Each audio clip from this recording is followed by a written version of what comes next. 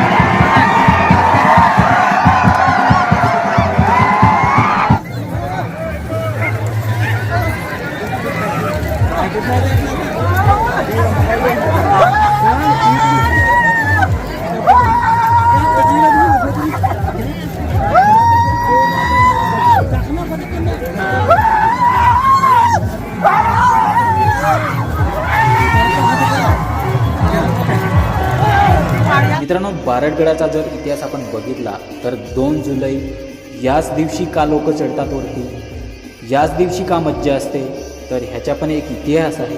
मित्रांनो, पावसाळा आला की जून महिन्यात पाऊस पडतो आणि जून महिन्याच्या एंडिंगला सर्व शेतकरी बांधव पेरणी करतात. जेव्हा पाऊस पडत नाही, जेव्हा शिपण येत नाही, तेव्हा तिथल्या स्थानिक लोकांना असं वाटतंय की पावसा देव आपल्यावरती रागावलाय म्हणून पाऊस पडत नाही. तर पावसा देवाला खुश करण्यासाठी तिथले स्थानिक लोक बारडगडावरती जातात आणि धुमश्या नाच, कांबड्या नाच, तारपा नाच अशी आपली संस्कृती, आपल्या संस्कृतीमधील नाच त्या ठिकाणी सादर करतात, म्हणजे नाचतात आणि नाचून त्या देवाला खुश करण्याचा प्रयत्न करतात. तर असा हा इतिहास आहे आणि याच्याचमुळे तिथले स्थानिक लोक बारडगडावरती जायचे आणि नाचकाम करायचे. म्हणून आजकाल लोक 2 जुलैलाच बारडगडावरती जातात आणि आपापल्या परीने खूप एन्जॉय करतात.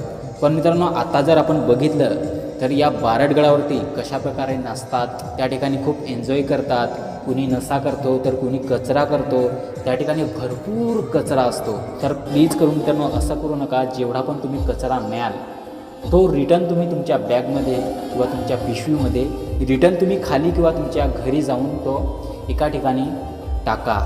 प्लीज करून तुम्ही त्या बारडगडावरती, प्लीज करून तुम्ही या गडावरती कचरा करू नका. ही एक स्पेशल विनंती आहे तुम्हाला.